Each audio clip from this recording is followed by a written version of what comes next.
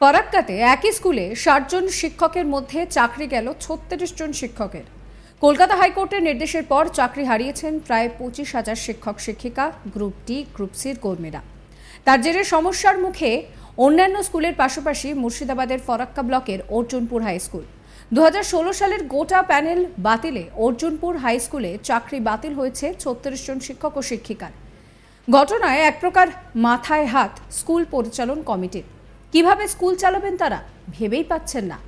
Farakka Arjunpur high স্কুলের মোট শিক্ষক ও শিক্ষিকার সংখ্যা ৬০। পার্শ্ব শিক্ষক রয়েছেন ৭ জন।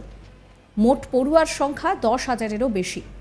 বাতিল হওয়া শিক্ষক ও শিক্ষিকার সংখ্যা বাদ দিলে এখন মোট শিক্ষক ও শিক্ষিকার সংখ্যা যেটা দাঁড়াচ্ছে তা যথেষ্ট শোচনীয়। পরিসংখ্যান বলছে মাত্র ২৪ জন। ফলে বড়সড় সমস্যার মুখে ফরাক্কা অর্জুনপুর হাই স্কুল।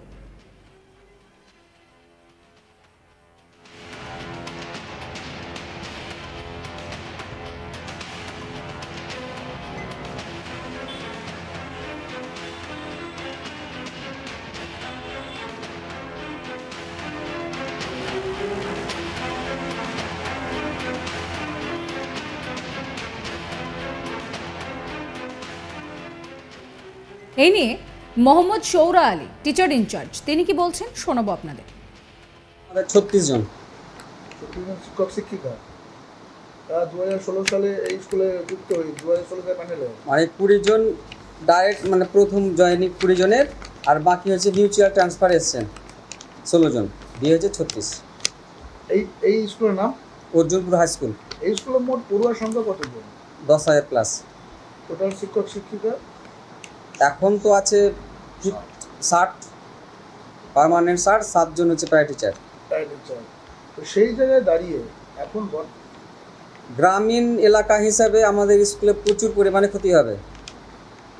মানে বাচ্চারা তো অনেকে হয়তো বেসরকারি স্কুলে পড়াতে পারছে না, এই স্কুলে ভর্তি হচ্ছে, স্কুল আসছে, যদি টিচার না থাকে তাহলে নিশ্চয়ই মানে লোকালের ক্ষতি হবে। আপনার ৬০ থেকে ৩৬ বাদ দিলে যা হয় ২৪ জন, তাহলে স্কুল চালানো সম্ভব নয়। তাহলে তো এক প্রকার তো আমাদের স্কুলের সমস্যার মুখে পড়ে গেল। তাই না? সমস্যার মধ্যে আমাদের ৩৬ জন।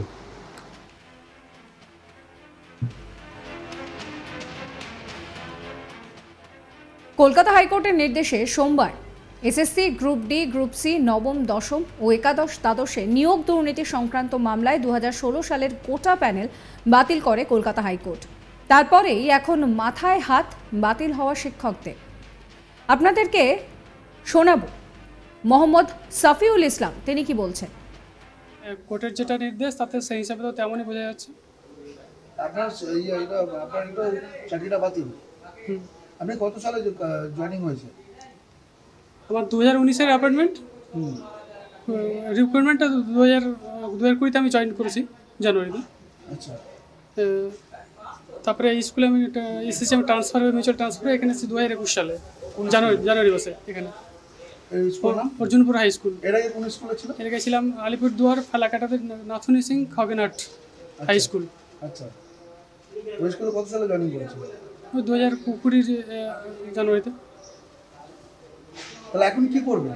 আপনার তো চাকরি তো বাতিল হওয়ার মুখে বাতিল হয়ে গেছে বলছেন, তাহলে আপনি এখন কি করবেন?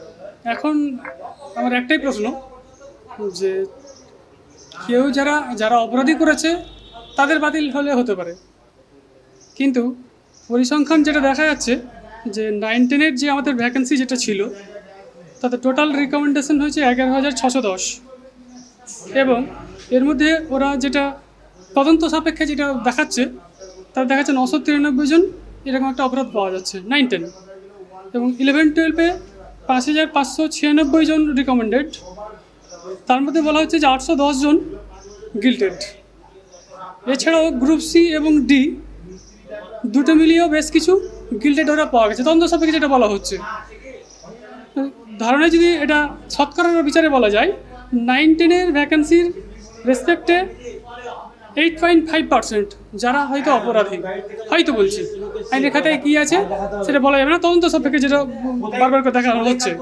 এবং 11-12-এ দেখা হচ্ছে ৮১০ জনকে, এটা পার্সেন্টেজ বেড়ে 14.47।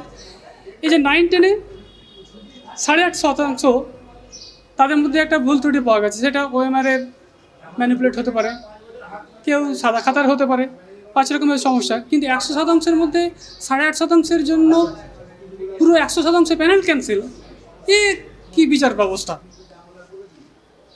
11-12 ক্ষেত্রে একই জিনিস দেখা যায়, যে যেখানে মাত্র 14.5% তর্কের খাতিরে যদি ধরা যায় তারা অপরাধী, তাহলে বাকি 25% কী করলো? তাহলে টোটাল সামান্য এই 8.5%-কে বাতিল করতে গিয়ে টোটাল প্যানেলটাকে বাতিল। এবং এটা অভিযোগ করা হচ্ছে যে তদন্তে নাকি সহযোগিতা করেনি। আমরা অন্তত পক্ষে স্কুল শিক্ষক যারা আমাদের স্কুলের মাধ্যমে যেভাবে হোক তদন্ত সাপেক্ষে আমাদের যা তথ্য চেয়েছে, আমরা কতবার তথ্য দিয়েছি তার কোনো শেষ নেই। আমাদের সেই সমস্ত ডকুমেন্টস আমাদের কাছে হাতে সঞ্চিত আছে।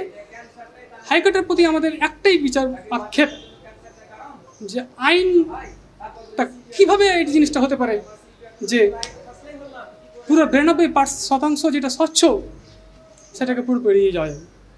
এই অর্জুনপুর স্কুলে কতজন 2016 সালের পর জয়েনিং করেছে?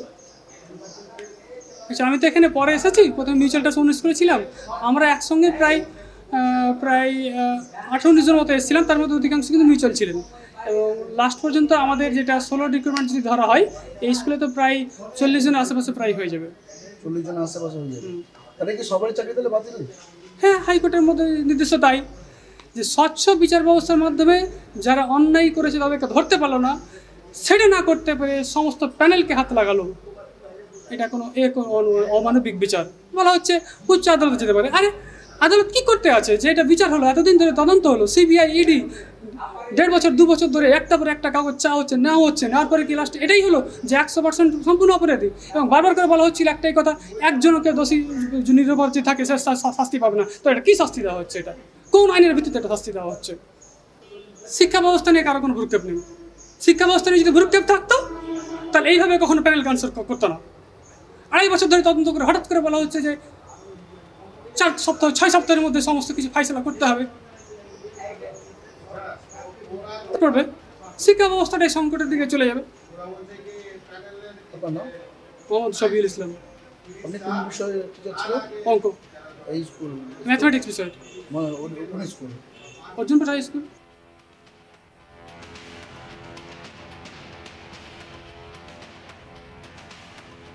ফরাক্কাতে একই স্কুলে 60 জন শিক্ষকের মধ্যে চাকরি বাতিল হলো 36 জন শিক্ষকের। কলকাতা হাইকোর্টের নির্দেশের পর চাকরি হারিয়েছেন প্রায় 25,000 শিক্ষক শিক্ষিকা গ্রুপ ডি গ্রুপ সি এর কর্মীরা। তার জন্য সমস্যার মুখে অন্যান্য স্কুলের পাশাপাশি মুর্শিদাবাদের ফরাক্কা ব্লকের অর্জুনপুর হাই স্কুল। এই ভিডিও সম্পর্কে আপনাদের মতামত জানাবেন, সাবস্ক্রাইব করবেন আজ তাক বাংলার ইউটিউব চ্যানেলকে, ফলো করবেন হোয়াটসঅ্যাপ চ্যানেলও।